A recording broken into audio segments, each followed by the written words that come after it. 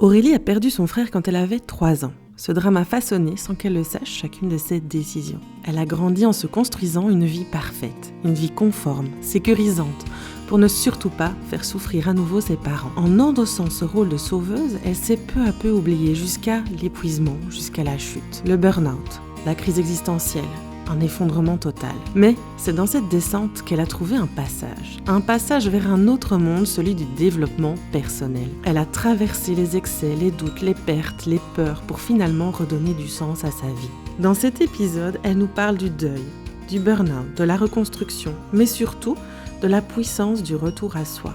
Elle nous transmet des clés précieuses pour nous relever, pour reprendre notre propre pouvoir et créer une vie qui nous ressemble, alignée, incarnée, une vie habitée. Bienvenue dans Deep Bloom Podcast, le podcast qui explore ces moments où tout s'effondre. Pour mieux refleurir, je vous souhaite une douce écoute.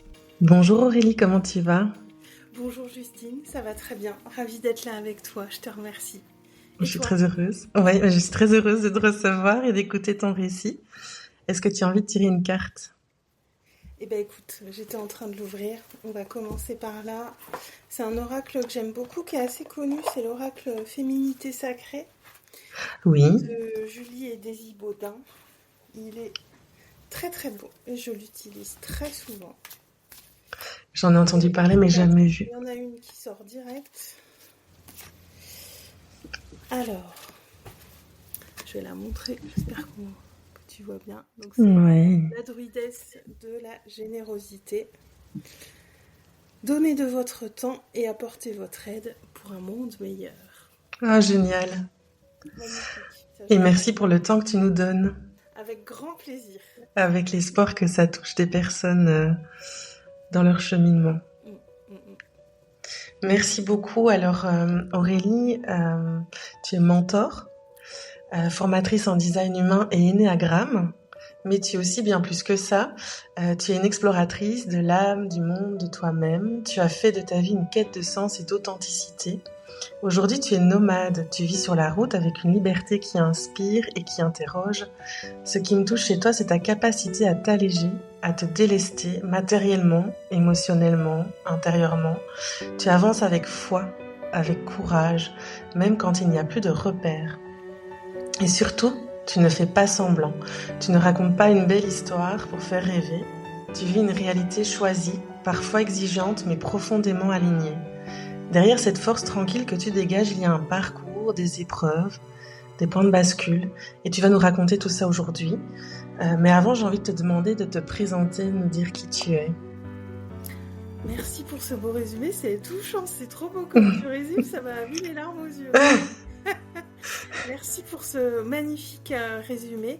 Alors, je suis d'abord une humaine en évolution. Moi, comme je dis, c'est toujours une humaine en croissance. Et puis, je suis nomade, comme tu dis, dans ma vie. Donc je vais en parler un petit peu plus longuement ici.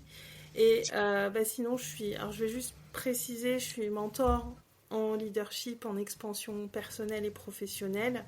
J'accompagne beaucoup avec l'énéagramme et le human design. Je suis formatrice en prise de parole en public, tout ce qui est lié à l'expression de soi. Mais je ne forme pas à l'énéagramme et au human design. D'accord. Voilà. Puis c'est pas ce à quoi j'aspire, mais c'est deux outils extraordinaires que j'utilise pour accompagner mes clients dans leur développement.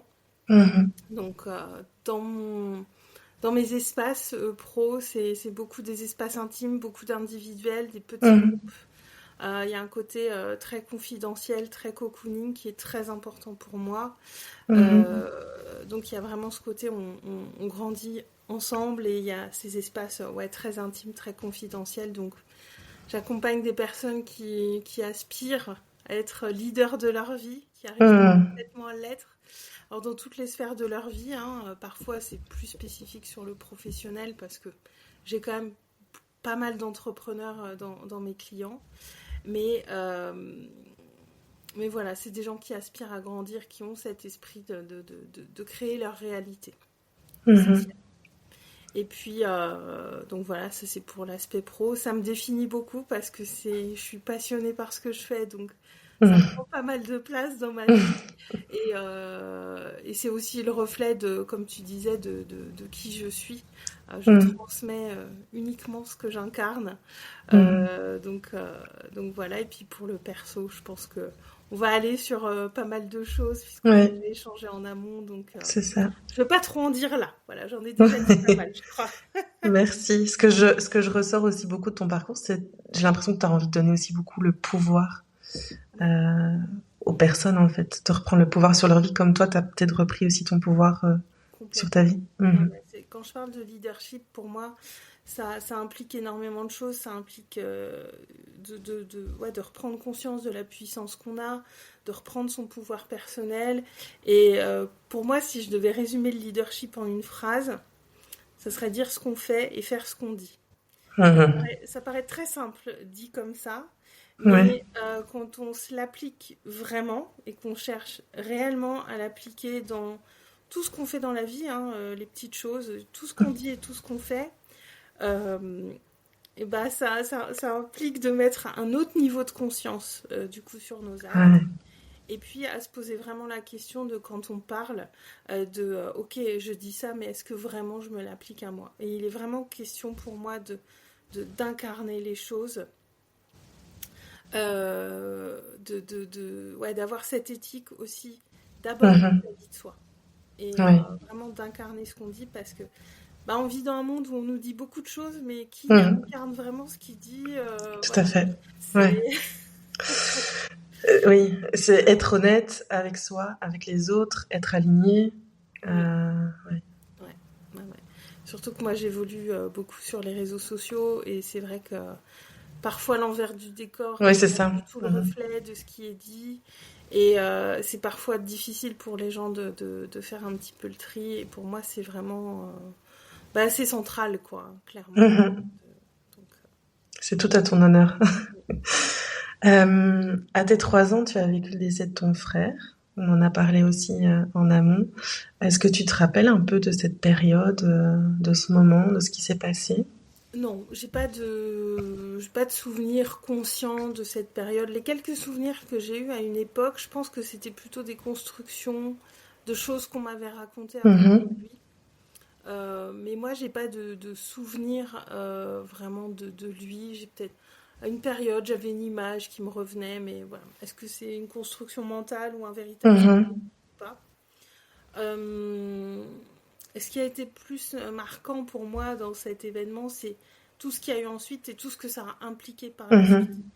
Euh, Après, évidemment, j'ai vécu 3 ans avec lui, même si j'ai pas. C'est pour ça que je dis que j'ai pas de souvenir conscient, Ouais. parce que pendant toute une partie de ma vie, je me disais j'ai pas de souvenir, donc c'est un peu comme si c'était pas arrivé. Et c'est un truc que, Mhm. en fait, ouais, je me disais bah non, c'est bon, ça m'est pas arrivé, je m'en souviens pas.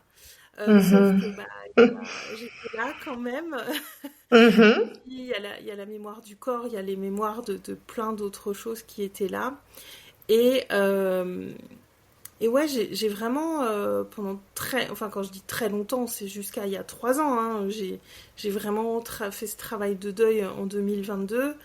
J'ai 44 ans aujourd'hui, donc ça m'a pris presque 40 ans à aller Ouais. explorer ça quand même, hein. Parce que bah, je disais, oui, c'est comme si ça avait été un non-événement dans ma vie et que ça avait juste, alors, juste, c'est vraiment des Mhm. mots que j'utilisais, que ça avait juste impacté mes parents et que moi, en gros, dans ma tête, mon rôle était de les guérir ou d'œuvrer pour qu'ils soient heureux et Ouais.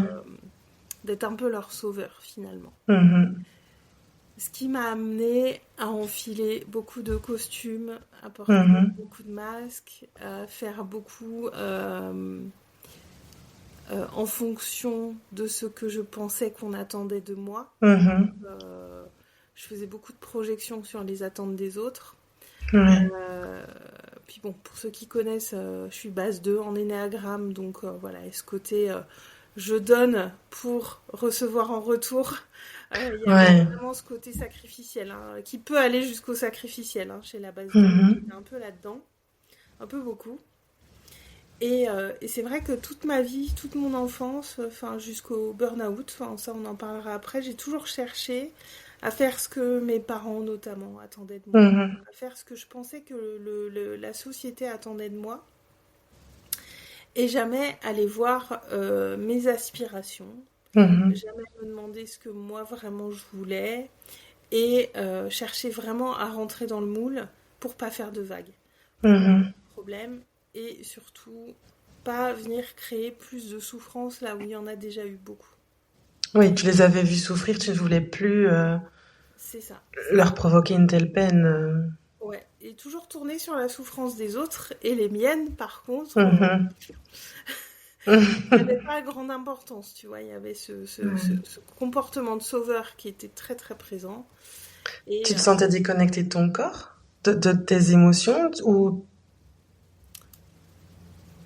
hum, non, j'irai pas jusque-là, mais je pense que... Alors, mes émotions venaient vraiment par vagues hyper Mhm. intenses. Tu vois, il n'y avait aucune Ok, gestion des émotions. Tu vois, ok. c'était un peu ou tout l'un ou tout l'autre, et c'était... ouais, ça faisait des tempêtes émotionnelles. Je me Mhm. rappelle, adolescente, j'ai vécu des tempêtes émotionnelles de fou. Alors j'ai une nature très très émotionnelle, ouais, avec ma base 2 même en HD, voilà, j'ai une nature très émotionnelle. Ça veut pas dire qu'on doit les vomir et les faire subir au monde. Hein. Oui. Voilà, et c'est vrai que pendant longtemps je détestais ce terme de gérer ses émotions, Oui. alors qu'en vrai, bah si. Oui. Oh, C'est un peu on le- mieux. c'est un peu mieux, c'est mieux pour soi, c'est mieux pour Mais nous, oui, ça se passe oui. beaucoup mieux quand Ça on... abîme moins les relations aussi. Ouais, clairement. Et puis c'est aussi vraiment se donner de l'amour, tu vois. Je sais que j'ai ces Mhm. vagues émotionnelles, je sais que je suis comme ça. J'ai appris à les accepter. Je sais qu'elles passent parce que le problème quand on est dedans, quand on est dans ces vagues émotionnelles, c'est qu'on a l'impression qu'on va jamais en sortir. Ouais, ouais. Quand on est On vraiment est plongé, submergé là. on est submergé, on a l'impression que qu'on va pas réussir à sortir la tête de l'eau, que enfin Mhm. ça va pas aller. Et en fait, de mettre de la conscience sur ces moments-là, ben, on se rend compte qu'à chaque fois ça passe. Mhm. Qu'il y a, voilà. Après, il y a la pluie, il y a toujours le beau temps qui revient, et de se reconnecter à ces moments-là, en fait. Le fait de mettre Mhm. beaucoup de conscience sur ces moments qu'on vit, quand on est Mhm. un petit peu au fond du seau, ça permet de se souvenir que, ah ben oui, non, la dernière fois, j'étais dans le même état, voire pire, et au final, Mhm. des fois, 2, 3 heures après ou le lendemain matin, ça allait beaucoup mieux, c'est une phase. En plus, on est des femmes, on vit nos cycles qui, quand même, viennent clairement Mhm. impacter nos états émotionnels. Donc, c'est vraiment mettre beaucoup d'acceptation là-dessus et beaucoup d'amour et s'autoriser vraiment à se dire, bon, bah là, aujourd'hui, je suis un peu en bas, je vais faire le nécessaire. Enfin, moi, ces jours-là, j'honore mes rendez-vous, je fais ce qui est nécessaire et le reste du temps, bah, je me mets en pause. Mhm. Je ne cherche pas à aller à contre-courant. Mhm. En fait, c'est que plus on cherche à lutter contre et plus ça va être dur à traverser. Oui, et plus elles sont intenses, et plus l'émotion vient pour signaler qu'elle est là. Et... Bah oui, puisque tout ce qu'on va Mhm. pas exprimer ou qu'on va chercher à réprimer, ça Mhm. va venir s'exprimer par compulsion, hein, de C'est toute façon. ça, ouais, Voilà. Donc ouais. autant les accepter, les amener, et ouais, les entourer. Ouais, c'est ça l'amour de soi hein, aussi. Mhm. Ça fait partie de l'amour de soi. Hein. Donc, Mhm. Ouais. Et donc, tu as eu toute cette tempête, tu as eu aussi ce sacrifice pour tes parents, et ça a impacté des choix dans ta vie au début de l'âge adulte ou déjà enfant, adolescent? euh, ouais, bah déjà j'avais des très bonnes notes à l'école, je faisais pas de bêtises. Bon, après ils étaient assez cool avec moi comme j'étais la dernière de Mhm. l'adolescence, voilà. J'étais assez libre de sortir et tout, mais je faisais pas, ouais, je faisais pas de bêtises. J'étais Mhm.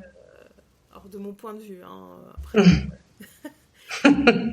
j'ai fait des choix, même au niveau de mes études, où j'ai eu quand même assez vite ce désir d'indépendance. J'ai fait des études courtes parce que euh, je pense qu'il y a une part de moi qui voulait s'extraire de ça, Mhm. euh, où c'était pas forcément bon pour moi et j'avais besoin de m'extraire de ça parce que au final c'était pas très joyeux chez moi. Mhm. Et ouais, il y avait une forme de tristesse toujours là. Et je le dis aujourd'hui rétrospectivement, hein, parce que c'est pas quelque chose dont j'avais conscience il y a encore quelques années, mais ouais, j'ai eu un environnement, ouais, il y avait beaucoup de tristesse en fait. C'était Mhm. très lourd. Alors voilà, j'ai envie de dire au vu de ce qu'ils ont vécu. Alors je sais pas si c'est normal ou pas, mais en tout cas c'était leur manière Mhm. de dealer avec ça. Et sauf que moi, j'ai trop collé à ça et je pense que j'avais besoin de m'en extraire aussi. Donc j'ai fait des études assez courtes, j'ai fait des choix logiques Mhm. qui font que j'ai trouvé du travail rapidement, un travail salarié où voilà, ça correspondait aux attentes de la Mhm. société. Voilà, j'avais un salaire, tout ça, et c'était très bien, mais j'étais pas dans ces questionnements de qu'est-ce qui pourrait vraiment m'épanouir, qu'est-ce qui me plairait vraiment. Mhm.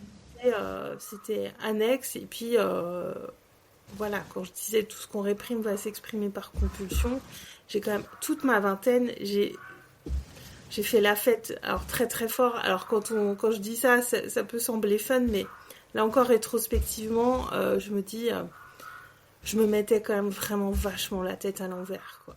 Mhm. Là aujourd'hui, quand je me dis, ouais, j'ai eu des comportements des fois presque dangereux, c'était beaucoup dans l'excès, il y avait beaucoup d'excès. Beaucoup Autant d'excès, ouais.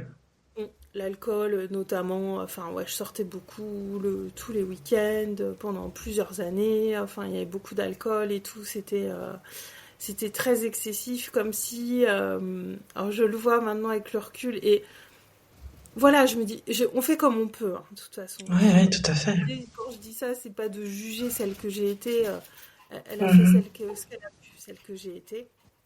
Il y a un petit Et chien qui vient nous oui, faire il y a un coucou. petit chien qui revient parce que je suis chez des gens là qui partent en week-end, je suis nomade des fois C'est avec génial. ma copine, et ils emmènent pas la petite. Donc elle est avec moi, j'avais laissé la porte ouverte parce que d'habitude ils l'emmènent partout comme elle est toute petite. Et là, t'inquiète pas, hein, calme-toi. Chut. Vous allez peut-être l'entendre, mais après elle va se calmer. Là, c'est parce qu'elle est un petit peu. Mais on vit ta vie de nomade. Voilà, c'est les coulisses de la vie de nomade. C'est Là, elle va se ça. calmer. Elle sait que je suis là, donc ça va aller.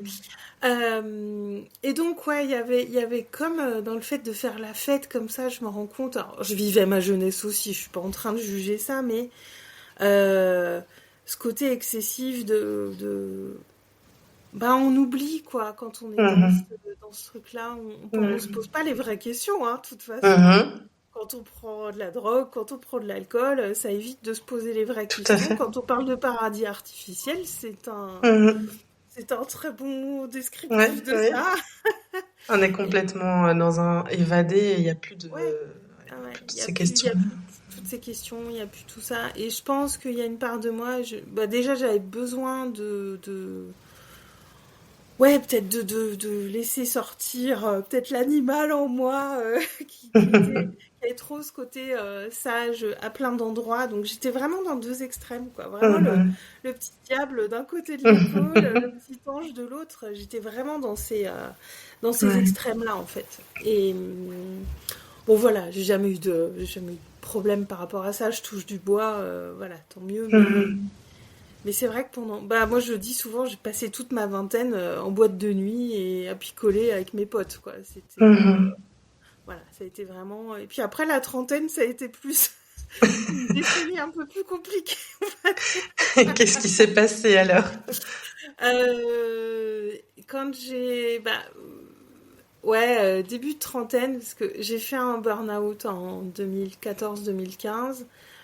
Mais pendant les 3, 4, 5 années précédentes, j'étais pas bien. Mhm.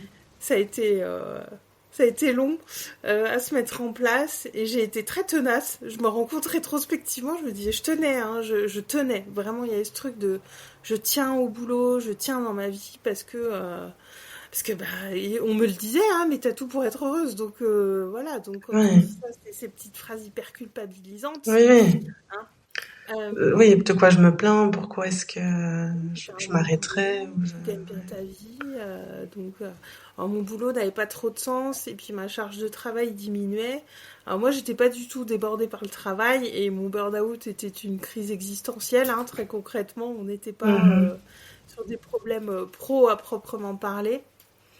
Mais je sentais une lassitude. Ce truc, bah voilà, la semaine je vais bosser, le week-end je sors, le reste du temps, qu'est-ce qui se passe, qu'est-ce qu'on fait? Enfin, il y avait une forme d'ennui, de manque de sens. Mhm. Et en même temps, il y avait ce truc qui peut être très vicieux, parce que je gagnais bien ma vie. Et en même temps, j'avais pas beaucoup de travail, donc on me disait, bah, c'est cool, t'as un job hyper tranquille, tu gagnes bien ta vie. Mhm. Ouais, sauf que ça avait pas trop de sens. Oui. Et ce que je faisais en soi n'avait plus trop de sens pour moi. Euh, et c'est vrai, mais par contre, le problème, c'est que je savais pas du tout ce que je voulais faire. Donc, Mhm. bah déjà en 2008, ah non, quand je dis que 3-4 ans avant, ça n'allait pas. Non, c'est bien avant, parce qu'en 2008, j'ai fait une formation d'infographiste en pensant que c'était le truc qu'il me fallait. Donc j'ai fait un bilan de compétences, après j'ai fait ça, puis après j'ai réintégré mon job, j'ai pas trouvé de boulot en tant qu'infographiste, puis je sentais bien que c'était pas ça, quoi. C'était sympa, voilà, ça avait nourri mon côté un peu geek, c'était cool, Mhm. mais c'était pas le truc qu'il me fallait. Et puis donc j'ai repris mon boulot et mais je me revois pendant des mois à dire j'en ai marre, j'ai plus envie d'être là, à râler tout le temps, bon, j'étais pas bien hein, de toute façon. Donc Mhm. c'est là que j'ai commencé à faire des petites dépressions régulièrement. Ouais, ouais,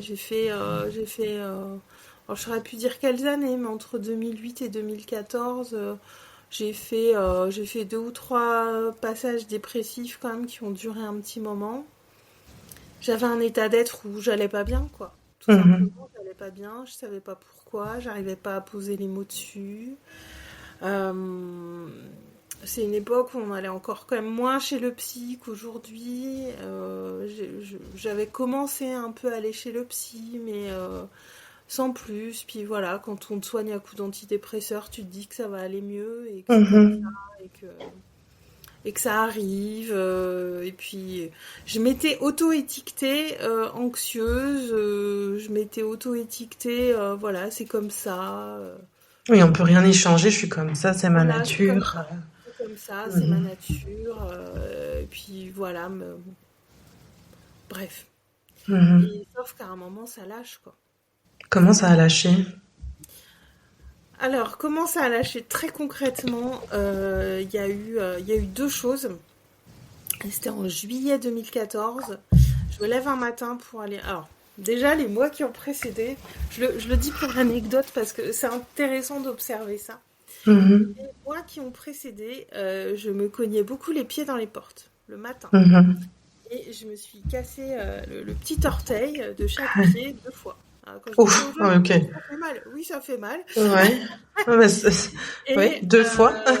et puis c'est pas normal, accessoirement, quand Ben on est non. chez soi, de se cogner tout le temps dans les portes parce qu'on connaît quand même nos maisons. Et Ouais. bah, c'était toujours le matin, hein, c'était jamais le soir. Hein, donc Mhm. voilà. Puis au point de se casser le pied, Ouais, enfin, ouais, ouais, c'est. casser les orteils 2 fois. Ils ont souffert, mes petits orteils. Je faisais pas le lien, tu vois, je faisais pas le lien. Ouais. Alors qu'aujourd'hui, je me dirais, attends, toi, je me suis fait une entorse il y a 2 3 ans, j'ai essayé de mettre du sens dessus et tout, Mhm. je l'ai compris très. Et là, je voyais pas. Je voyais pas, c'était le matin, on se cogne dans les portes. Ben, peut-être que j'avais pas très envie de partir au travail, hein. Je dis ça, je ne sais pas, mais Mais là, tu t'en rendais pas compte. ah, pas du tout. Ah, pas du tout. Ouais. Je faisais pas du tout le lien. Et un matin, donc je vais pour prendre ma douche. Et il y avait eu une remontée dans ma salle de bain des chasses d'eau de l'immeuble. Enfin, en vrai, c'était pas méchant, quoi. Il y avait pas, ça avait Mhm. juste un peu remonté. Sauf que ça m'a mis. Quand on parle de la goutte d'eau qui fait Ouais. déborder le vase, là, on y est. J'ai appelé un plombier que je connaissais près de chez moi. Il était 7 heures du matin. J'ai fondu en larmes au Mhm. téléphone. Ça m'a mis dans un état. Donc il m'a dit ah, en attendant faites ci, faites ça, mais c'est pas grave, j'arrive, tout ça. Et je pense quand il m'a entendu, il s'est dit oh putain mais c'est complètement inondé chez elle. Et en fait non, c'est juste moi qui pétais un plomb parce que bah, Ouais. le moindre petit truc qui venait enrayer la machine, bah ça me j'ai pas du tout géré. C'était la goutte de stress de trop. Hein. Mhm. Il faut savoir que le burn-out, ça arrive. Enfin, le stress, c'est hormonal quand même. Donc, j'accumulais ce stress, ce manque de sens, tout ça. Et à un moment, on a nos limites en termes de stress. Mhm. C'est ça le burn-out, c'est quand on atteint notre limite et que notre système interne il craque. Oui, il sait plus fonctionner, Voilà, c'est plus je peux gérer. fonctionner. Mhm. Voilà, il n'y a pas besoin d'un gros stress, mais un petit truc, cette fameuse Mhm. goutte d'eau, quand on parle de la goutte d'eau qui fait déborder le vase, ben, c'est complètement ça, hein. Et donc il est venu, je suis quand même allée bosser. Je suis quand même allée bosser après, mais bon, dans un état. Il y a eu toute une période quand on me demandait au boulot comment ça allait, j'avais directement les larmes aux yeux. Enfin, ça allait vraiment. Mhm. Et un matin, peut-être la semaine suivante, je me suis réveillée. Au réveil, je suis allée vomir. J'avais pas de gastro, j'avais rien, j'étais pas malade. Enfin, j'étais pas, j'avais pas de microbes en tout cas. Et Mhm. je sentais que je pouvais plus quitter le lit, quoi. Je pouvais Ouais. plus quitter. Donc, je suis restée couchée toute la journée. J'ai réussi à aller chez le médecin, mais là, le corps avait lâché, quoi. Mhm. Et, ouais, de toute façon, le burn-out, c'est le corps qui lâche, hein, c'est le corps qui Ouais. dit stop. Donc, ouais, cette journée-là, j'ai vomi et j'ai dormi. Mhm. Concrètement, c'était ça. Ensuite, il y a eu, j'étais en arrêt maladie 2 semaines. Je suis retournée travailler parce que je savais que la semaine d'après, j'étais en vacances au mois d'août. Mhm. Et donc, une semaine qui s'est passée dans la douleur, vraiment. Et en partant, j'ai pris toutes les affaires que j'avais au boulot. Comme j'allais bosser en train, j'avais toujours une paire de chaussures, j'avais des trucs. Mhm. J'ai tout pris. Je Tu savais que je savais. reviendrais pas. Ah ouais. Mhm. Je savais pas ce que j'allais faire, mais je savais que je reviendrais pas, D'accord. que c'était plus possible. J'ai pris toutes mes affaires et Mhm. j'ai été 6 mois ou 9 mois en arrêt maladie. Mhm. Beaucoup dormi, j'ai beaucoup pleuré, j'avais des engagements associatifs à l'époque qui me permettaient de tenir la tête hors de l'eau quand même. Ça a Mhm. été vraiment un truc qui m'aidait à mettre du sens. En fait, j'étais en perte de sens totale. Je savais pas du tout Mhm. ce que je voulais faire. Et c'était ça qui était le plus dur, c'était... En fait, il y a plein de choses qui sont difficiles dans ces moments-là. C'est qu'on comprend pas bien ce qui nous tombe sur le nez. Mhm. Euh, la réponse à la question qu'est-ce que je vais faire, moi j'avais aucune réponse, je n'avais Mhm. aucune idée de ce que j'allais faire, donc il y avait un grand vide là-dessus. Mhm. On culpabilise justement parce qu'on comprend pas ce qui nous arrive et on sait pas ce qu'on va faire et on sait pas combien de temps ça va durer. Ouais, Donc c'est un stress. Ouais. on se culpabilise beaucoup soi-même Ouais. et le monde extérieur nous culpabilise parce Oui. qu'ils comprennent pas ce qui se passe, ils nous demandent des Mhm. explications qu'on est incapable Mhm. de donner puisque nous-mêmes C'est on ça. comprend pas. Ouais. Mais t'as tout pour être heureuse. Cette Mhm. phrase qui, qui me faisait bondir, ne dites pas ça à quelqu'un qui a plus de sens, ne dites pas ça, parce que en vrai, Mhm. ça veut rien dire. Non. Ça veut rien dire. Donc, dites pas ça à quelqu'un qui va pas bien. Ça fait que l'enfoncer. Et ouais, il y a tellement de culpabilité en plus de tout ça. Enfin, c'est vraiment. Enfin, c'est dur à vivre ces moments-là. Rétrospectivement, je me dis que c'était un très beau cadeau. Bon, il était mal emballé, mais j'avais vraiment Mhm. besoin de ça pour repartir sur autre chose. Mais euh, je suis heureuse de l'avoir. Enfin, je suis heureuse que ce soit arrivé, mais j'aimerais pas le revivre, hein, parce que. Oui, c'était vraiment difficile, Ah ouais. inconfortable et. Ah ouais, c'est compliqué. Puis j'étais épuisée, hein. Je me rappelle, je dormais et je pleurais, hein. Franchement, pendant Mhm. 6 mois, c'était ça, hein. C'était le grand nettoyage, hein, vraiment. C'était le grand nettoyage. Ouais. Et qu'est-ce qui t'a aidé dans cette période justement à sortir de ça, à avancer? Bah en fait, j'ai eu une réalisation assez vite, c'est que j'avais arrêté de rêver. Au sens propre comme au sens figuré. Ok, oui, oui. Donc, je rêvais plus dans mon sommeil Mhm. et je rêvais plus, j'avais plus de rêve, j'avais plus d'aspiration pour la vie. Donc, j'ai commencé, je me suis dit, bah, moi j'ai envie de rêver la nuit quand même, c'est pas normal de pas rêver, ça faisait Mhm. des années. Et ça, pareil, c'est des trucs que je faisais pas attention. Donc, le soir avant d'aller dormir, je posais l'intention, je disais, ah, bah, je veux rêver cette nuit, je veux m'en souvenir et tout, machin. Donc, pendant quelques semaines, je fais des cauchemars, évidemment, hein, Mhm. voilà, ça fait partie du jeu. Que j'ai accepté, mais je continuais de poser l'intention. J'ai eu des rêves Mhm. plutôt cool, j'ai pas envie de faire des cauchemars, mais bon, j'ai eu pas mal de Ouais. cauchemars. Bah, l'inconscient qui... Bah, ça nettoie aussi. Allez. Elle nous donne l'autorisation. Allez, on y Oui. va. Oui. Donc, mais j'ai accepté cette règle-là, voilà. Puis les rêves sont revenus. Et puis les rêves aussi, mes rêves à moi sont revenus et je me suis dit, mais qu'est-ce que je veux pour ma vie? Mhm. Cette grande question, qu'est-ce que je veux pour ma vie? Et qu'est-ce qui me rend heureuse finalement? Et Parce qu'est-ce que qui me les rend autres disent heureuse? que je suis censée être heureuse avec ce que Et j'ai, de mais quoi j'ai finalement. envie? Mhm. Et tout ça, de se poser ces vraies questions, quoi. Puis j'avais que ça à faire, donc c'est l'avantage. Mhm. Et puis j'ai déterré parce que quelques années avant, j'avais regardé les formations en naturopathie, tous ces trucs-là, tout le côté bien-être et tout. Bon, la naturopathie est un peu trop technique, trop scientifique pour moi, donc Mhm. très vite j'ai vu que c'était pas ça. Puis c'est des cursus assez longs quand même, la naturo, donc je dis c'est pas ça. Et puis moi j'ai consulté une sophrologue pour moi, pour aller mieux. Mhm. J'ai trouvé ça assez cool, la sophrologie. Mhm. Ça m'a vachement aidée. Et du coup, je me suis dit, tiens, la sophrologie. Donc, j'en ai pas mal parlé avec ma sophrologue qui m'a conseillé tout ça. Et ouais, je sentais un petit mieux qui s'installait. Et, et puis, alors, j'ai plus les années précises. Ça fait un moment maintenant. Mais ouais, au bout de 6 mois, je sentais que ça commençait à aller mieux. Et je me suis dit. J'avais un ami qui vivait au Canada et je me suis dit, je vais partir. Je suis partie 3 semaines là-bas. J'avais besoin de changer d'air et j'avais besoin d'aller Mhm. loin. Mhm. Voilà, c'était important pour le décalage. Le fait qu'il y ait un décalage horaire, en fait, c'est comme si je mettais une vraie distance entre ma vie ici et ce que Mhm. j'allais vivre là-bas. Et Ouais. entre guillemets, on pourrait pas m'emmerder la journée. Mhm. En fait, il y a un décalage horaire, je sais pas, ça crée quelque chose.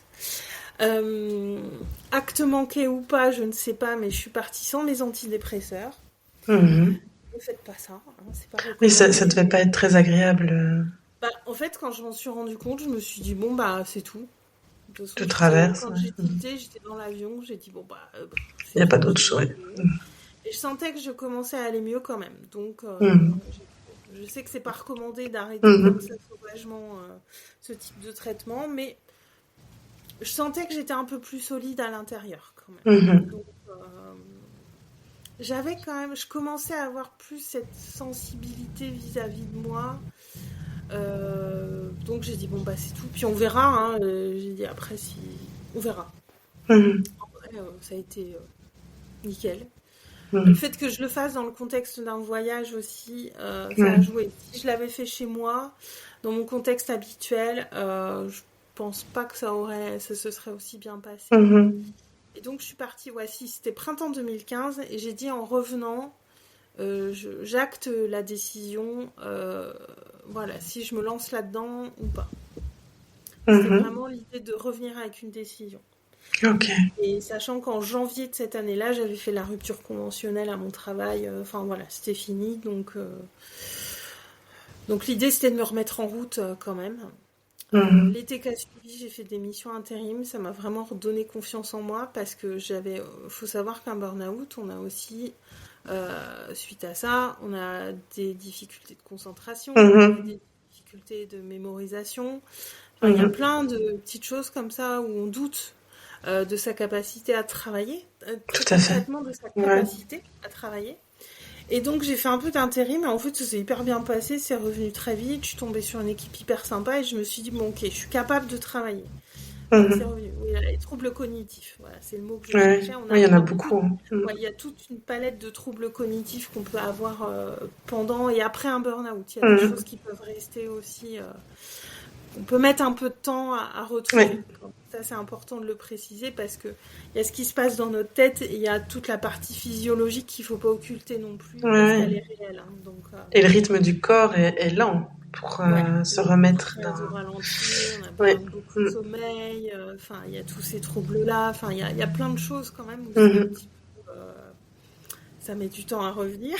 Et encore, moi, je me plains pas là-dessus, ça a été. Hein. Donc, la mission intérim s'est bien passée. Et puis, donc, début 2016, j'entamais ma formation de sophrologue, où ça a été vraiment un nouveau monde qui s'ouvrait à moi. Déjà, voilà, quand on va dans une école pour se former à la thérapie, c'est des environnements où on est bien. Enfin, moi, j'ai été très bien conseillée pour mon école. J'avais une super école et ouais, c'était vraiment un nouveau monde qui s'ouvrait à moi parce qu'avant ça, je m'étais intéressée au développement personnel, mais un petit peu de loin. Je prenais pas trop ça au sérieux. Voilà. Et puis là, il y avait ça, mais il y a aussi. Puis on croit se former, mais alors, on se forme, hein, mais c'est aussi, surtout, ces formations-là, c'est un gros travail sur soi-même. Tout à fait, ouais. Euh, Tous ceux qui font des formations de ce style-là le savent, hein, on le fait pour apprendre, mais pas que. On sait que ça va venir aussi nous dire plein de choses à propos de Tout nous. à fait. Et donc ça a été hyper puissant, quoi. Pour moi, ça a été magique de pouvoir explorer ça, de me dire mais c'est possible, de vivre ça pour moi, de rencontrer des gens avec qui j'avais un niveau de conversation que j'avais jamais eu avant, de me poser toutes ces questions sur la vie sans avoir peur de passer pour une cinglée. Vraiment, ça a été un truc qui m'a... Ouais, c'était un nouveau monde qui s'ouvrait à moi, quoi. Je mettais les pieds dans mon nouvel univers, hein, clairement, puis j'en suis jamais ressortie parce qu'il est parfait pour moi, hein, donc c'est vrai que ça a été vraiment une période très cool, et puis ça m'a fait du bien parce qu'on pratique beaucoup, donc vraiment je sentais dans mon corps que ça revenait. En sophrologie, on est beaucoup dans le corps, et c'est vrai que c'est pour ça que ça m'a autant parlé, parce que j'avais besoin de revenir dans mon corps, de lui redonner de l'attention, de lui redonner de l'amour, de revenir vraiment à moi. Et ça a été vraiment puissant. Pour la petite histoire, j'ai fait une spécialité en accompagnement du deuil. Sans savoir.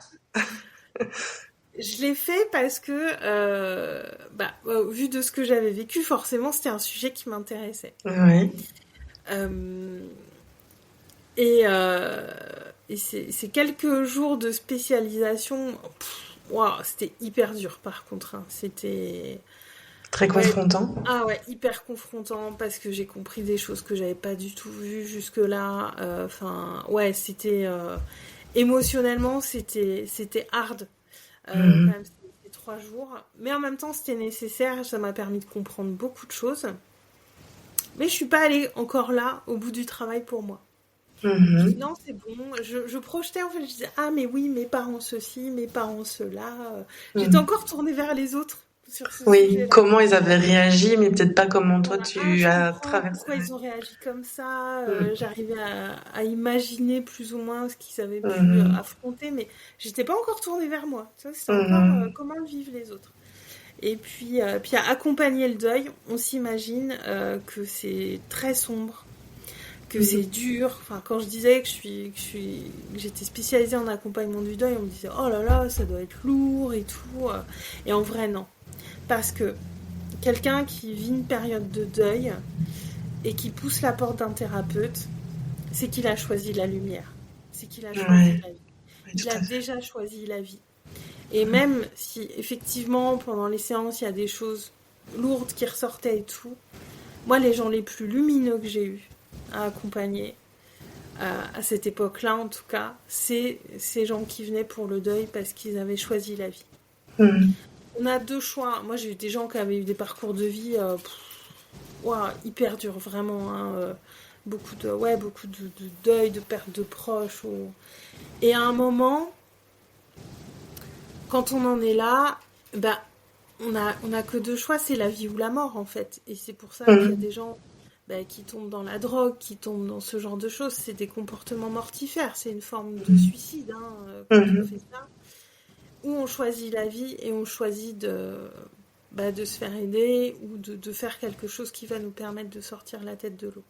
Il n'y a aucun jugement dans ce que je dis parce que je pense que chacun fait ce qu'il peut avec ce qu'il a, avec son background, il n'y a pas de c'est bien ou c'est mal, mais je pense qu'à un moment la vie fait qu'on choisit.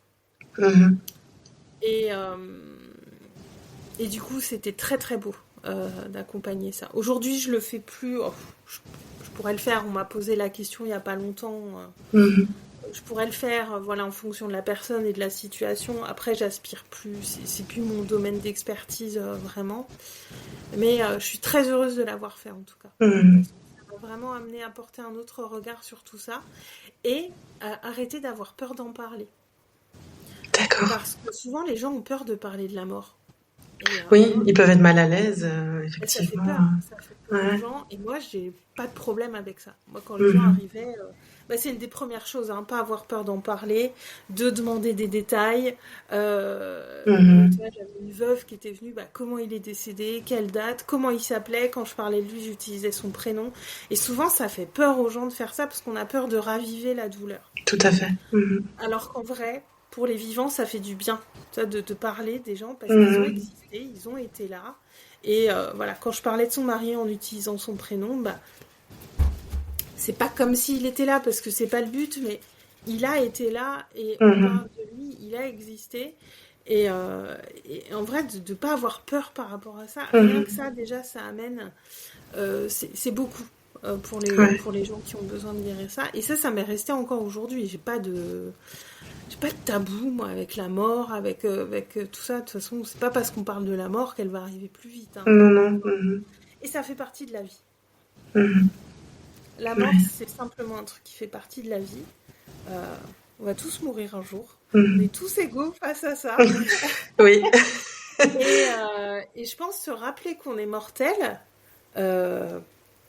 pour moi, c'est la plus belle manière de savoir vivre. Hein. Oui, Vivre, d'être dans de le moment profiter de la vie, présent, de et ouais, c'est ça. se rappeler notre mortalité. On Mhm. n'est pas éternel. Et souvent, les gens qui ont peur de la mort, ils ont aussi peur de la vie. Mhm. Parce Oui, que finalement, ça va c'est pas ensemble. choisir la vie. Mais oui, ça va ensemble. Mhm. Ça va ensemble. Voilà, peut-être que demain je serai plus là, peut-être que je vais vivre très très vieille, j'en sais rien, mais cette conscience de notre de notre mortalité, pour moi, elle est hyper importante à avoir au quotidien, hein, se souvenir de ça. Déjà, ça ramène un peu d'humilité, que il y a plein de choses qu'on choisit pas. Oui, tout à fait. Et et puis saisir la vie telle qu'elle est aujourd'hui et comment je peux faire pour demain que ma journée soit encore meilleure. Ouais. Et pleine de vie, et la vivre vraiment. C'est ça. Et tu parlais de ton frère, de sa mort, etc. Avant, ou ça t'a permis aussi de toi Pendant la retraverser ça? formation, pendant la formation, j'en ai parlé, mais j'étais encore dans un truc. Il y avait beaucoup de libération émotionnelle à faire, et Mhm. j'étais encore dans des. J'arrivais pas vraiment à en parler. C'était, je sanglotais comme une enfant, quoi. C'était vraiment. Mhm. J'étais que dans l'émotion. J'arrivais pas à poser des mots dessus. Mhm. Je pense que c'était mon enfant intérieur qui avait besoin de vider toutes ses larmes Et qu'il avait contenu. qui avaient été contenues si longtemps. Donc j'étais pas encore dans un truc où où c'était à ma conscience. C'était vraiment. Là, on était vraiment dans le corps pour le coup, et c'était des émotions qui ressortaient très très fort. Il y a eu un moment pendant ma formation où je sais plus de quoi il était question, mais j'ai quitté la pièce parce que c'était trop, quoi. J'ai dit, je vais Mhm. sangloter là au milieu de tout le monde, ils vont se demander ce qui m'arrive, et Mhm. j'arrivais pas. Il y a eu des passages, c'était vraiment confrontant, ces quelques jours, c'était vraiment confrontant. Et tu as réussi après, alors, à continuer ce deuil et à comprendre l'impact qu'il avait eu sur ta vie? Ouais, alors ça s'est passé en 2022. Il y a eu un Ah truc oui, donc que beaucoup plus tard. beaucoup plus tard Ouais. encore. Ouais. En Oui. 2022, je fais une séance de breathwork en ligne, une séance c'est de la respiration holoscopique. Une séance qui doit nous remettre en énergie, nous faire du bien. C'était un peu une séance un peu découverte, dans un environnement en ligne que je connaissais, donc j'étais en confiance et tout, voilà. Et on commence, et au bout de 4-5 minutes, je commence à me mettre à pleurer, mais j'ai une remontée émotionnelle comme j'ai jamais eu. J'ai jamais eu une remontée émotionnelle comme ça. Et donc je me mets à pleurer, je dis bon, je continue, ça libère, c'est normal, c'est la respiration, c'est puissant. Enfin, je suis bien placée en tant que sophrologue pour savoir que c'est puissant. Et je continue de. Viens faire un gâté. Je me grimpe dessus, là, c'est plus... Et je me mets à pleurer. Puis bon, à un moment, j'arrête la séance. Et j'ai pleuré pendant... mais pleurer, sangloter très fort, hein, vraiment comme un petit enfant pendant 4 heures, quoi. Vraiment, c'était hyper intense, quoi. Et là, en fait, je comprends à ce moment-là, je sais pas pourquoi, mais je comprends que c'est ça. Mhm. Je comprends que c'est ce deuil, je comprends qu'il est temps que j'y aille parce que j'ai des rafales émotionnelles. Je sens que ça vient de là et que Mhm. c'est pas normal. Et ça fait quelques mois que ça me tournait autour, qu'il y avait des choses qui revenaient à ma mémoire ou des pensées fugaces comme ça qui me disaient faudrait que j'y Mhm. aille. Ça fait quelques mois que ça rôdait, on va dire. Mhm. Ouais, et là j'y vais. Et j'avais connecté, donc peu de temps avant, avec quelqu'un qui se formait à l'EMDR. Alors, pas l'EMDR dans sa version clinique, mais une version un peu plus spirituelle, on va dire. Ok, c'est comment ça? Euh, et j'avais bien accroché avec elle. Et donc j'ai dit, bon, bah, je vais aller travailler ça avec elle. Et c'était assez rapide comme travail, hein, parce qu'on a fait 3-4 séances. Euh, ouais, merci à elle, c'est Margot. C'était Mhm. très très beau ce qu'on a vécu ensemble. Parce qu'en fait, j'ai vraiment été à la rencontre de mon frère, quoi. Je l'ai vu pendant ses Ok. voyages. On a discuté. Mhm. Des gens qui vont peut-être trouver ça un peu perché quand je dis ça, mais Mhm. voilà, on faisait ce travail de mouvement des yeux, de mouvement des mains, ça passe par le corps. Puis elle me guidait aussi dans une forme de méditation, Mhm. où moi je lui disais aussi ce que je voyais. Enfin, c'était vraiment un travail à deux qu'on faisait, donc c'était Mhm. hyper intéressant comme approche. Et ouais, il y a des moments où j'ai vu mon frère, on a discuté, et ça m'a fait beaucoup de bien. C'était très très beau Mhm. de faire ce travail, et puis de voir que pour lui tout allait bien. Moi je crois à ça, hein. Je pense que Mhm. voilà, c'est mon cerveau a donné cette forme-là à nos échanges, mais je pense que réellement dans ces moments-là, il était là et Mhm. il savait que j'avais besoin d'être rassurée et c'était vraiment très beau. Et j'ai senti depuis, parce que c'est vrai qu'on me faisait la remarque, tu vois, mais j'ai des amis, des fois je parlais de ça et j'ai une copine, je me rappelle, elle me disait, mais Oli, ça fait 15 ans qu'on se connaît, tu m'as jamais parlé du décès de ton frère. J'en parlais pas. Ah oui, t'en Ouais, parlais ouais. pas. Mhm. Tandis que maintenant, c'est un truc. Alors, je vais pas en parler tout de suite parce qu'en vrai, ça me définit Mhm. pas et voilà. Mais C'est ça, j'en ouais. parle beaucoup plus facilement. Ouais. C'est plus. Voilà, c'est. Je suis en Ça fait paix. partie de Je suis en ta paix vie. avec ça. Mhm. Je suis en paix Mhm. avec ça et avant, c'était pas le cas. Mhm. Donc, il faut savoir que.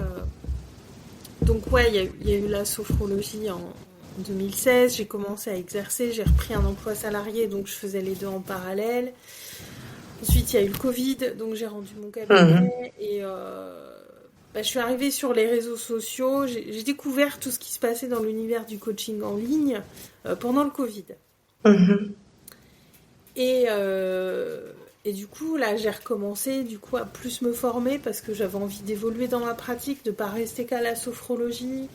Et puis, ça m'a ouvert plein d'opportunités pour me former, pour travailler sur moi et tout. Et quand on avance dans ce travail d'exploration de soi, ces gros dossiers, entre guillemets, il y a un moment, Mhm. on ne peut plus les laisser de côté. Mhm. C'était plus...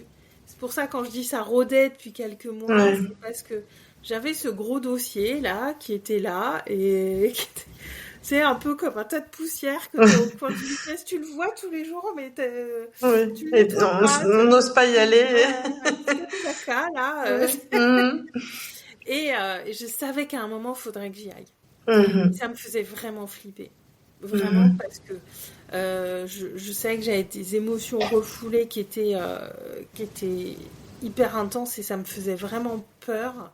Mhm. J'avais peur que ce soit hyper violent, en fait, d'aller reparler de ça. Et puis, de toute Ouais. façon, quand il y a eu cette séance de breathwork, je me suis pris une rafale de 4 heures. Vraiment, j'arrivais pas à m'arrêter, quoi. Mhm. J'arrivais pas à me calmer. Je me suis dit, bon, de toute façon, je me prends une rafale, autant y aller. Et le Mhm. travail avec Margot a été très doux, pas du tout, Oui. pas du tout ce que j'imaginais, quoi. Oui, des fois on se dit qu'on doit affronter et que ça va être dur, Mm. éprouvant, alors qu'en fait on peut aussi faire des travaux en douceur pour se confronter C'est ça. à nos plus gros dossiers, nos plus grandes peurs et Ça m'a permis de comprendre justement ça, que ça n'a pas à être douloureux, ça n'a pas à être c'est ça. souffrant. Alors, des fois, c'est pas marrant, mais ça n'a pas à Mhm. être, ça a pas à être violent, ça n'a pas à être dur. Enfin, des fois, on Ouais. entend encore vachement ça, des fois, hein, je trouve Oui, quand même, hein. oui. C'est beaucoup dans le langage, Ouais. oui, dans la culture. Ça n'a pas à être comme ça souffrant. On Mhm. peut aller vraiment très en profondeur sur des sujets très sérieux, entre guillemets, Mhm. sans pour autant que ce soit lourd et que ce soit Mhm. difficile. Enfin, puis moi, alors, moi, je vais vraiment en profondeur dans mon travail, avec les gens avec qui je suis. Je sais pas rester en surface. Je sais pas Mhm. faire ça. Mais par contre, je vais sortir des dingueries pour mettre de la légèreté. Tu Ouais. vois, faire des ruptures de pattern où tu dis une énormité à un moment pour remettre de la légèreté parce que la Mhm. joie permet la profondeur. Souvent on Mhm. s'imagine que oui, non, mais la joie, on reste en surface. Non, la joie permet la profondeur. Parce que quand on est en train d'aborder un sujet hyper lourd et que d'un coup, moi, je dis une connerie pour venir un Mhm. petit peu alléger l'ambiance, ça remet de la légèreté. Et on peut vraiment aller loin parce on se dit, tu sais, ça met ce côté un peu ridicule où on se dit, mais oui, mais c'est Mhm. bon, je peux en parler, ça va, je vais pas mourir. Oui, c'est Euh, ça. On dédramatise ouais, on et dédramatise, on remet de la légèreté et ouais. puis ça libère. La joie, ça Mhm. libère Tout quand à on est fait. joyeux là-dessus. Donc, Ouais. et ça a été vraiment un tournant parce que j'ai compris ça, que ça n'a pas été Mhm. dur, douloureux, difficile. C'est pas un combat contre soi. Enfin, Mhm. non, quoi, c'est pas tout ça, hein. Ouais. Et tu t'es beaucoup plus accueillie, alors tu as su répondre à tes questions parce que tu disais aussi que tu as posé des questions vraiment importantes. C'est mais quelle est la vie que je veux? Est-ce que je veux des enfants? Est-ce que je veux une maison? Est-ce que Mm, mm. tout ça t'est venu? Tu as pu te connecter enfin à toi, à ton essence finalement? Tout ça est venu c'est un vrai cheminement, hein, parce que c'est vrai qu'il y a des gens qui me regardent aujourd'hui, ah mais Aurélie, la Victa et tout, puis c'est vrai que là je suis arrivée pour un mois dans une maison complètement dingue. Euh, Oui, les photos sont quand même, ah ouais, ouais, là, elles donnent envie. là, pour un mois, je suis dans une maison incroyable, avec une Ouais. piscine et tout, j'ai un niveau de confort que Le j'ai pas du soleil. tout, le soleil il fait hyper beau, enfin ouais, ouais, vraiment, je suis au paradis là, clairement. Et c'est vrai qu'il y a des gens qui me disent oui, mais toi, Aurélie, tu peux parce que t'es comme si, t'es comme. Non, non. Ça a été très graduel. Ça m'a Mhm. pris beaucoup de temps pour arriver à ce niveau de liberté, quand même, faut le Ouais. préciser. Euh, Moi, je me revois à la fin de ma formation en sophrologie. On est 2017. J'arrive en fin de droit pour mon chômage. Je réalise, parce que quand on se lance dans la formation, on a l'impression que quand on a fait la formation, c'est fini. Non, non, non, c'est que le début. Ah. Et parce que là, je capte, je me dis, putain, il va falloir que je trouve des clients, il va falloir que je trouve un endroit. Et là, je suis tétanisée, j'ai toutes mes peurs qui remontent à ce moment-là. Mhm. Et j'ai qu'une idée en tête, c'est retrouver un boulot salarié pour assurer ma sécurité matérielle. Mhm. Vraiment, Bon, du coup, j'ai retrouvé très vite. Et du coup, je retourne au salariat en novembre 2017. Un boulot qui avait vraiment du sens pour le coup et tout. Donc, je savais que je retomberais pas dans ce qui Mhm. était. Et puis, ouais, avec des collègues cool et tout. Donc, j'ai quand même cette chance. Et donc, j'exerce à côté pendant jusqu'en 2023, hein, quand même. Hein, j'étais salariée. Hein, donc, Ah oui, c'est ok. pas si Ouais. vieux. C'est Hein. tout récent. Mhm. Ouais, ouais, ouais. Et du coup, je continue à exercer les deux parce que je me vois pas lâcher. Je vois aussi les côtés pas faciles hein, Mhm. de développer son activité d'indépendant. Moi, je suis pas commerciale, c'est pas ma formation, je sais pas Mhm. comment on fait. Enfin, donc je me laisse un peu porter par le truc. Voilà, ouais, j'avais des séances à côté, j'avais des clients réguliers, j'avais mon boulot, c'était bien comme ça. Et puis il y a le Covid, et c'est vrai que mon cabinet était assez loin de chez moi, ça me faisait de la route, c'était pas hyper rentable. Donc avec le Covid, plus de clients, je me dis bon, je rends le cabinet. Et donc là, on est en mai-juin 2020. Et donc, je me dis, est-ce que je vais reprendre? Parce qu'au final, je suis bien comme ça. J'ai mon boulot, ça va. Finalement, c'est un peu confortable. Voilà. Ça demande pas beaucoup de sorties de zone de confort. Ouais, sauf qu'au mois de septembre, je sens mon moral qui décline un peu. Que je m'ennuie, que je me fais chier. Moi, je me fais vite chier, faut que ça bouge. Et je me dis, ouais, non, je peux pas arrêter, en fait. Je peux pas arrêter. Donc là, je me dis, comment je fais? J'ai plus de cabinet. Donc j'ai recherché un nouveau cabinet près de chez moi. Je trouvais rien. Puis j'ai commencé à aller sur les réseaux sociaux. Et là, j'ai recommencé à me former. Déjà, à utiliser les réseaux sociaux. Parce qu'à l'époque, je savais pas du tout comment on faisait.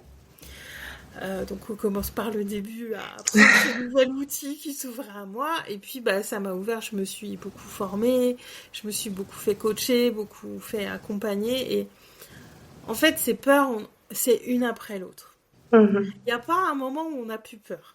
Ça n'existe pas. Moi, j'ai espéré ça. À un moment, je me suis dit, peut-être qu'il y a un moment, j'aurais plus peur. Non, la peur, elle est un super guide, au contraire. La peur, elle vient nous dire ces endroits où on est en train de sortir de notre zone de confort. Et il y a ce que j'appelle le sweet spot. Il y a ce sweet spot où on a vraiment la peur au ventre et il y a aussi de l'excitation. Ouais. On est au bon endroit quand on a ça. On sait qu'on est au bon endroit, quoi. Ça nous fait flipper, mais on a envie d'y aller. On sait que c'est le truc. On le sent à l'intérieur. Là, et il y a ça. Et du coup, et ce serait, faut pas arrêter d'avoir peur, parce que la peur, elle nous protège quand même, voilà. Mais c'est vraiment un pas après l'autre. Et moi, j'ai toujours été, je me mouille, quoi, tu vois. Moi, si je suis dans un coaching collectif, il y a besoin d'un volontaire, moi, je vais être volontaire pour le hot seat, pour être coachée devant les gens. Je fais les choses, je passe à l'action, même toute petite. Moi, c'est ce que je dis, mais tous les jours, même une toute petite action, mais une action vers ce qu'on désire, aussi petite soit-elle. Et c'est un pas après l'autre, et je crois que, je suis sûre, c'est la vie, elle va toujours nous emmener où on doit aller, qu'on le veuille ou non.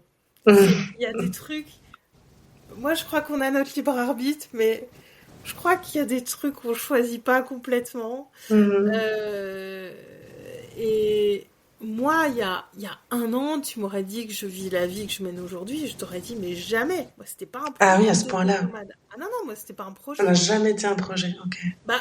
À une période, j'en parlais un peu, mais parce que je voyais ces nomades qui vont à Bali et tout, voilà, ces nomades l'image du nomade qu'on a, et, ça a l'air cool et tout, machin, mais en vrai, au fond de moi, c'était pas vraiment ce à quoi j'aspirais, quoi. Et non, ça a jamais été réellement un projet concret de devenir nomade. Et mais même de lâcher mon boulot, il y a des trucs, ça nous prend. Parce que j'ai arrêté mon boulot salarié en fin avril 2023. Et ça faisait plusieurs mois que c'était une boîte qui se portait pas très bien. Là, pour le coup, j'étais pas très bien payée. Je sentais que c'était un frein au développement de mon activité. Ça devenait lourd. Je sentais mon moral un petit peu décliner aussi. C'est l'avantage quand on a traversé burn-out, dépression, c'est qu'on connaît nos red flags. Et le jour de mon anniversaire, le 3 février 2023, le 31 janvier, je me pose au boulot, je regarde mes collègues dans l'open space et je me dis, mais qu'est-ce que je fous encore là? Ok. Surtout que comme la boîte se portait pas bien, on avait nos salaires qui étaient virés en retard et je me disais, c'est un job alimentaire et j'ai même pas mon argent, quoi. Donc, aucune raison de rester. Aucun sens, quoi. Et je dis, ça n'a pas de sens. Et je me dis, faut que je parte, c'est maintenant. Ça faisait quelques mois que j'y pensais, mais faut que je parte, c'est maintenant. Et dans ma tête, je me dis, Aurélie, calme-toi. Prends pas ta décision sur un coup de tête non plus. On va se laisser quelques jours. Et donc ça, c'était un vendredi. Et le lundi, le 3 février, c'était mon anniversaire. Je vais voir mon chef. Il me dit, toi, ça y est.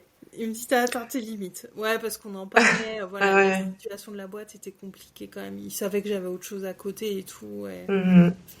Il me dit, ah, tu as demandé ta rupture conventionnelle. Je dis, bah ouais. Je dis, bon, bah ok.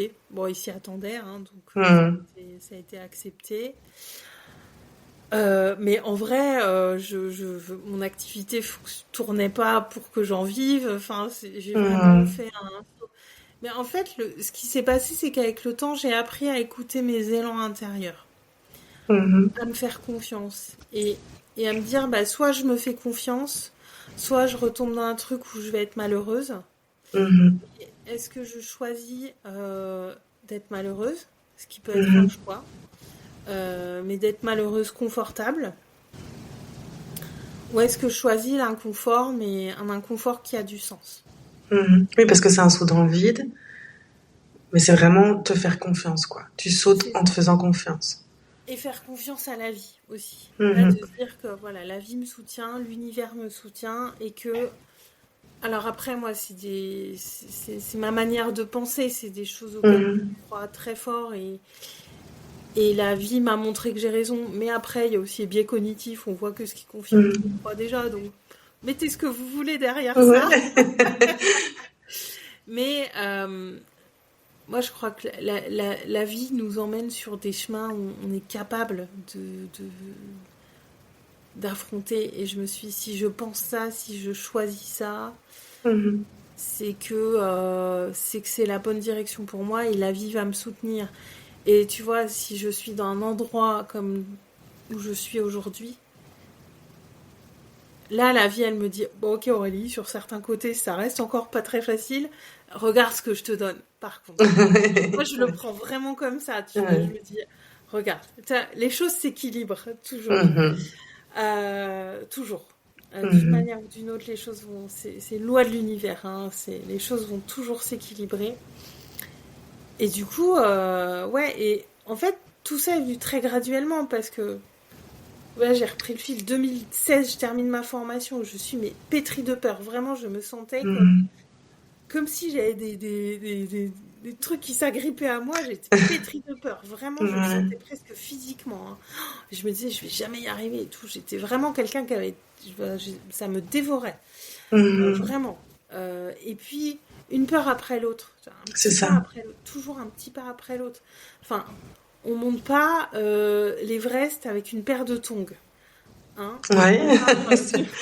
On part du début et puis on s'équipe et puis on apprend. Voilà, on va faire de la grimpette en salle. On fait, voilà, Mhm. c'est une étape après l'autre. Parce que moi en 2017, tu me dis Aurélie, tu lâches tout et tu deviens nomade. Ouh, c'est mort. Jamais de la vie. Jamais de la vie je Ouais. ferais ça. Et puis voilà, il y a eu voilà des événements perso, des choses qui m'ont fait réfléchir différemment en fin d'année dernière et je me suis dit, bah ouais, on y va. Et au final, qu'est-ce qui peut m'arriver? Parce que je vais jamais dormir dehors. Enfin, Mhm. très concrètement, il y a quasiment aucune chance que ça arrive. Mhm. Je trouverai toujours un truc à faire. J'ai plein. L'avantage de ce parcours-là, c'est que j'ai cumulé plein de compétences. Je sais faire plein de choses. Mhm. J'ai toute mon expérience. Enfin, je me dis, je trouverai toujours un truc à faire. Et puis, au final, là, c'est clair que mon business en a pris un petit coup parce que mes débuts de nomade, j'avais pas très bien anticipé, donc j'ai bougé tous les 15 jours. Ouais. C'était assez intense, Mhm. du coup, bah, il y a forcément des choses. Mais là, j'ai plein de projets qui se mettent en place. Mhm. C'est un truc de fou. Et du coup, je sais que ça va aller, je sais qu'il y a plein de choses qui vont voir le jour. Mhm. Je sais que je suis dans la bonne direction. J'ai Mhm. jamais eu autant de clarté sur comment je me dirige. Là, je parle sur le pro, hein. Mhm. Sur comment je me dirige, comment j'y vais, avec qui j'y vais et quel projet je mène et tout ça. Je n'ai jamais eu autant Oui. de clarté. Mais il y a eu aussi toute une période de chaos. Bah, quand j'ai quitté mon appart fin mars, Mhm. bouger tous les 15 jours, 3 semaines, enfin, c'est fatigant parce que bah, moi, je trimballe ma vie avec moi, hein, donc c'est Oui, c'est pas. ça, dans ta voiture, tu disais. Ouais. Mhm. J'ai pas deux valises, quoi. J'ai plein de Ouais. choses, j'ai toutes mes affaires, donc.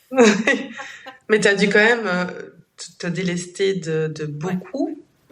Mm. Tu parlais J'ai aussi de tout ta vendu. clé de voiture, de ta clé de maison, il restait plus que ta clé de voiture. Ouais. J'ai T'as tout tout vendu. vendu. J'ai tout vendu. J'ai gardé quelques affaires chez un ami, mais alors, c'est pas grand-chose, hein, c'est des livres, c'est de quoi m'installer. Je me dis, si le jour où je reprends un truc, si je prends un meublé, que j'ai de quoi me faire à manger et des draps Ouais. et tout ça, quoi. Enfin, vraiment le minimum. Le reste, j'ai tout vendu. Parce que bon, j'avais pas de trucs de grande valeur et puis je voyais pas l'intérêt de stocker parce que je sais pas Mhm. combien de temps je vais faire comme ça. En Oui, fait, tu n'as pas de vue sur ton projet de... Ouais, non, ok. non, j'ai pas de. Là, aujourd'hui, j'ai envie de dire, je pense, ouais, tout 2026, c'est sûr. Peut-être encore après, parce qu'après, j'ai envie Mhm. d'aller à l'étranger, donc. Et puis moi, je fais en mode slow, hein, je me pose à un endroit, enfin, je suis pas en vacances, je travaille. Donc, Mhm. si je veux faire du tourisme, il faut que je sois posée aux endroits un certain temps, quoi. Parce Oui, que c'est sinon, ça. Oui, t'as pas tous c'est- les jours pour... Ouais. Mhm. ben non, je suis pas en vacances. Et ouais, j'ai tout vendu et c'est très étrange hein, de tout vendre. Mhm. Mais en fait, il y a deux choses avec ça. C'est, j'ai pas fantasmé cette vie-là. Mhm. Parce que il y a des gens, quand je leur ai dit que j'allais devenir nomade, ils m'ont dit ah, c'est génial, ça va être l'aventure, c'est trop cool et tout. Je disais oui, mais j'étais pas en train d'idéaliser le truc parce que Mhm. tout s'équilibre. Et donc, ouais, c'est cool, mais il y aura des côtés moins cool. Mhm. Et à côté de ça, alors ça c'était la majorité des gens qui réagissaient comme ça. Et il y a les gens, quand j'ai eu quelques personnes, quand je leur disais, je voyais la peur dans leur regard. Mhm. Parce qu'il faut savoir que ce qu'on fait, les gens vont faire des projections, ils vont s'imaginer faire ce qu'on fait. Mhm. Oui, tout à fait. Et moi, j'ai eu des gens qui ont vraiment flippé pour moi, sincèrement. Oh, Aurélie, mais tu vas dormir où? Si tu veux, tu Mhm. peux venir à la maison. Des gens qui me disent ça, des gens que je côtoie presque plus. Mais non, je veux pas venir chez toi, en fait. Enfin, Mhm. ça serait bizarre. Mais parce qu'ils ont leur peur, ils s'imaginent Ouais. on est très attaché au matériel, hein, quand même. Hein, c'est... Ouais. Et je me disais, waouh, ça déclenche des trucs hein, quand même. Hein. Ça déclenche toujours des conversations, ça c'est sûr, mais ça déclenche des choses. Et puis moi, ça me renvoyait à mes propres peurs. Mais en fait, j'étais dans un truc où je me disais, j'avais vraiment l'impression que j'avais plus le choix. Donc je me dis non, mais je le fais, puis on verra. Puis qu'est-ce que tu veux qui m'arrive en fait, parce que Oui, c'est ça. moi, j'ai réalisé au fil des années, moi qui m'identifiais comme anxieuse, un peu dépressive et tout ça, bon, non, je suis pas anxieuse, moi, j'ai plutôt cette grande confiance en la vie. Mhm. Il y a plein de choses que j'ai découvert dans mon human design aussi. Je me disais, ah oui, mais je suis complètement à côté de la plaque. Et où en vrai, j'ai plutôt cette grande confiance en la vie et je suis plus attachée à Mhm. l'expérience qu'au résultat. Ouais, ouais. Oui, toi, tu veux vivre l'expérience et tu sais que tu retomberas sur tes pattes, C'est que ça. la vie te portera. C'est ça, c'est ça. Mhm. Et puis c'est le fait de vivre des expériences qui fait que moi aussi je peux être compétente dans ce que je fais parce que bah, moi ce que j'amène aussi c'est beaucoup mes expériences, c'est les leçons que Mhm. j'en retire, Mhm. c'est comment je le transmets, c'est Mhm. voilà moi j'en fais quelque chose après, Mhm. après je le remanie à ma sauce Mhm. et j'en fais quelque chose que je vais amener dans mes accompagnements, dans ce que je Ouais. fais. Donc ça fait presque partie intégrante de mon travail Tu expérimentes pour pouvoir le transmettre ensuite d'expérimenter. Et puis dans le c'est travail. là, je me rends compte que ça a beaucoup de sens. Alors oui, il y a des jours, c'est pas facile parce que tu es toujours en mouvement, il y a des moments c'est fatigant. Mhm. Oui, c'est sûr que j'ai des inconvénients, je suis comme tout le monde, hein, tout. Mais en vrai, je me dis, j'ai l'impression d'être en vacances tout le temps, ça a beaucoup de sens. Je pensais pas, mais voilà, là, je suis en pet sitting, m'occuper de chiens, de chats, j'adore ça. Mhm. Et ça, tu le Ouais, savais pas avant? bah non, moi, j'ai commencé le pet sitting par la force des choses parce que Mhm. aller chez Oui, les c'est comme ça copains qu'on ou a. Ouais. quoi, bah tu peux pas faire ça tout le temps. Et donc, Mhm. je savais qu'il existait des sites où tu vas chez les gens, tu gardes les animaux en contrepartie, Mhm. tu disposes de leur logement pendant qu'ils sont absents. Et puis moi, j'aimais pas trop les chats à la base.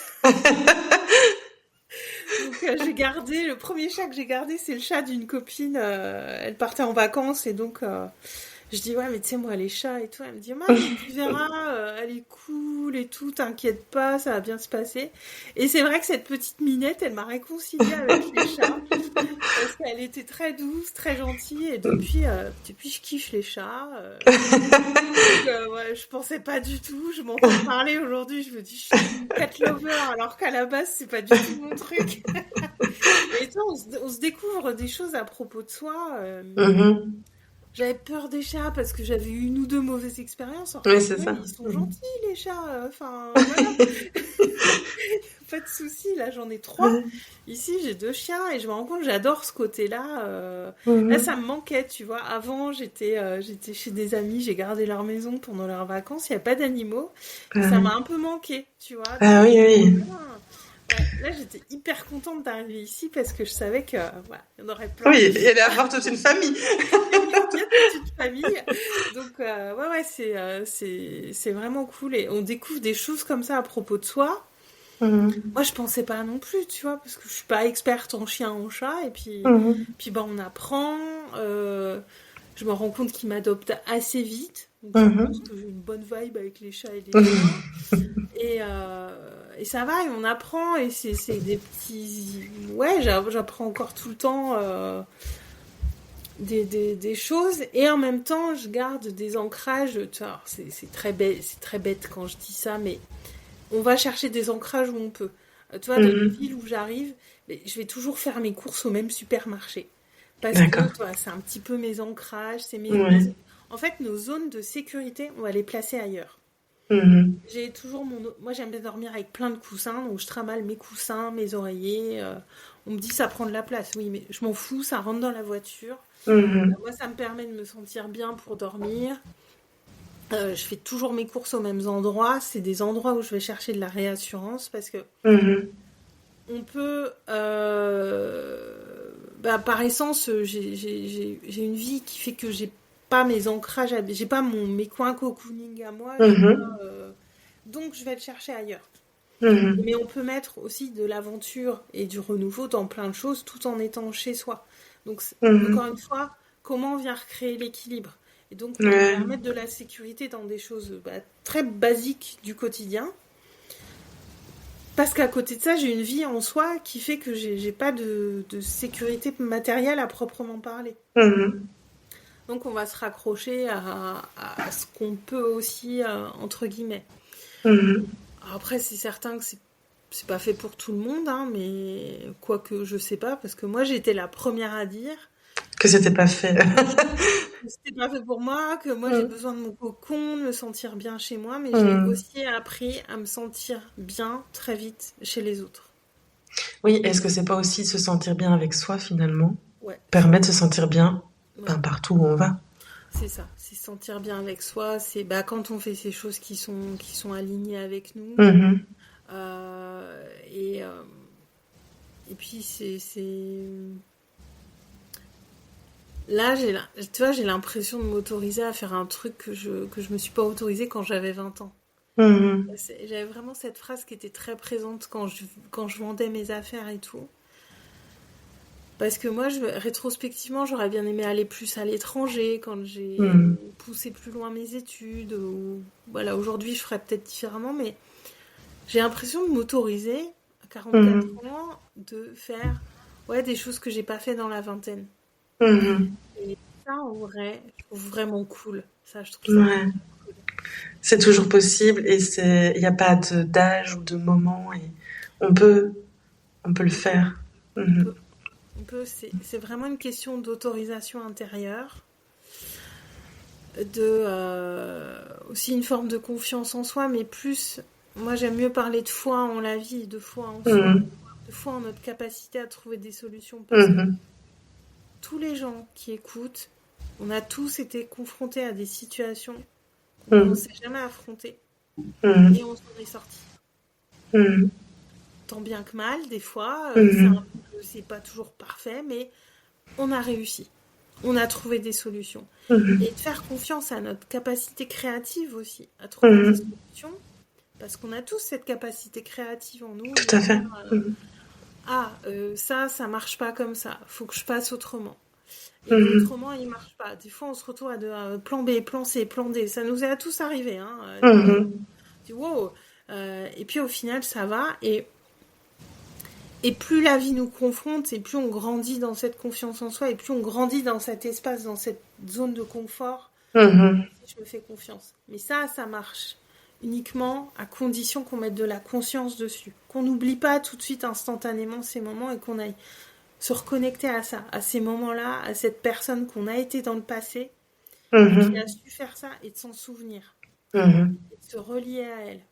Et de se dire, et de se relier aussi à cette personne qu'on sera dans le futur, qu'on aspire à devenir, et de se relier à ça. Et de se dire, moi je me pose très régulièrement cette question, la Aurélie de 2030 ou 2035, comment elle réagirait dans cette situation ? Ok. Est-ce qu'elle panique ? Et je me projette dans cette personne que j'ai envie de devenir, et elle, comment elle réagirait ? Et ça t'aide justement à dépasser les difficultés. Ouais. Parce que je me dis, la personne que je veux devenir, elle panique pas au moindre grain de sable dans son organisation. Elle garde son sang-froid. Elle est vraiment, elle a ce côté vraiment leader de sa vie. C'est aussi moi qui me guide. Moi, la moi du passé, la petite fille que j'ai été, ou celle qui a été beaucoup en souffrance, je fais ça pour elle aussi, pour leur montrer que, regarde, tout n'est pas perdu. Oui, et maintenant tu es leader de ta vie. Voilà, et en même temps de se relier à cette personne du futur qu'on a envie de devenir et qui est mouvante, hein. Tous les jours elle peut changer cette personne, mais de se dire ok, comment je réagirais, comment la Aurélie de dans 10 ans elle réagirait par rapport à ça, et paradoxalement moi ça m'aide vraiment à revenir à moi dans le présent. Connecter à ces différentes temporalités. Bon, là on parle de quantique, là je pars dans un truc. Connecter à différentes temporalités, moi je trouve ça hyper puissant. Et paradoxalement, ça nous relie vachement au présent. Oui, c'est vrai que c'est assez paradoxal, finalement. Ouais. Oui, parce que ça t'oblige à... il y a 7 mois du passé, 7 mois du futur. Aujourd'hui, qu'est-ce que je choisis d'être ? Comment je choisis de me comporter ? Qu'est-ce que je choisis de faire ? C'est ça. Et puis de continuer à aller vers du nouveau. Là, tu vois, je suis bien dans cette vie-là, je sais où je vis jusqu'aux les 4 prochains mois. J'ai arrêté les erreurs du début, avoir un peu trop la confiance et à pas beaucoup anticiper. Là, j'ai compris que je me sens beaucoup mieux quand j'ai au moins 2-3 mois d'avance et je peux être plus focus sur mes projets aussi, parce que ça me prenait beaucoup de charge mentale. Et là, tu vois, les prochaines étapes, je les ai en tête, tu vois, c'est de faire des rendez-vous en présentiel dans les villes où je passe. Pour parler un peu de cette vie sans compromis, de faire des apéros thématiques, tu vois, là je vais faire le premier ici.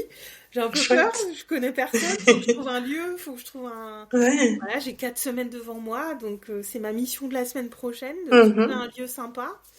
Et puis ensuite de communiquer dessus pour le faire d'ici 15 jours, 3 semaines ou la semaine avant de partir, je sais pas. Donc là, je suis encore dans une sortie de zone de confort, donc se remettre un peu de challenge, parce que c'est ça aussi qui fait grandir la confiance. La confiance en soi, on l'apprend pas en se répétant des trucs dans la tête. Non, c'est par l'expérience, c'est par l'expérimentation. C'est par l'action et toutes ces choses-là. Donc là, c'est ma prochaine sortie de zone de confort. Après 2026, j'aimerais bien commencer à aller un peu à l'étranger. Alors, toujours pas très loin, parce que je veux rester avec ma voiture, mais l'étape d'après, ce sera peut-être d'aller plus au bout du monde. Donc j'ai plein de choses que j'ai envie de vivre avec ça, et qui fait que je peux pas faire ça en 6 mois, quoi. Donc non, comme tu dis, c'est pas après pas. Chaque jour, tu as une action inspirée et alignée pour aller vers ce à quoi tu aspires, quoi. Et puis être à l'écoute aussi de ce qu'on nous dit, parce que tu vois, cette idée de faire des apéros, c'est pas la mienne au départ. Il y a une personne qui m'a dit mais pourquoi tu fais pas du présentiel ? Puis la première personne qui m'a dit, je dis non, je connais personne, je connais pas les je peux pas. Et puis en fait, il y a 2-3 personnes qui nous disaient la même chose, on se dit faut peut-être que j'étudie la question. Ouais. On va peut-être réfléchir quelle forme ça pourrait prendre, qui me conviendrait, qui soit cohérente avec ce que je fais, avec ce dont j'ai envie, parce que moi, ce dont j'ai envie, c'est surtout rencontrer les gens. Et puis de là, ouais, j'ai des collaborations qui se mettent en place, des trucs où effectivement je vais pouvoir pousser peut-être un petit peu le présentiel. Donc ça peut être très cool, puis ça va élargir mon réseau, ça va être forcément vertueux de faire ça. Je vais forcément encore apprendre de nouvelles choses. Et c'est vraiment ça, on sort. Là, ça fait 6 mois que je suis nomade, aujourd'hui. Le 19 mars dernier, je vendais les clés de mon appart. Ça fait aujourd'hui 6 mois que je suis nomade. Et je me dis, je commence à être confort dans cette vie. J'ai mis 6 mois à trouver quand même une forme de confort dans cette vie. Donc, on se laisse le temps. Hein. C'est pas au bout de 15 jours que je dis, ah, c'est bon, ça va. Non, on se laisse le temps. Et hop, voilà, je passe à la prochaine étape, à envisager du présentiel, de nouvelles choses. Et vivre un petit peu comme une tournée où je rencontre les gens et voir ça comme ça, quoi. Et super idée. Pour la petite anecdote, ça fait à peu près 2 ans que je disais ça. Je me disais, un été, il faudrait que je loue un van ou un camping-car et que je fasse un petit tour de France pour aller rencontrer tous les gens que j'ai connus sur les réseaux. Et donc l'intention était posée quand même. Oui. Je pensais pas que ça prendrait cette forme-là, mais en fait, c'est vachement mieux parce que là, c'est en mode slow, j'ai le temps. En fait, c'est ça qui est génial, c'est que j'ai le temps. Je suis pas pressée, moi. Alors, j'ai la chance de travailler en ligne, donc c'est vrai qu'effectivement, il faut avoir un métier qui s'y prête. Mais j'ai le temps. Je me dis, ça peut durer, tant que je suis en bonne santé, j'ai envie de dire, ça peut durer. Je suis peut-être partie pour 2-3 ans, je suis peut-être partie pour 10 ans.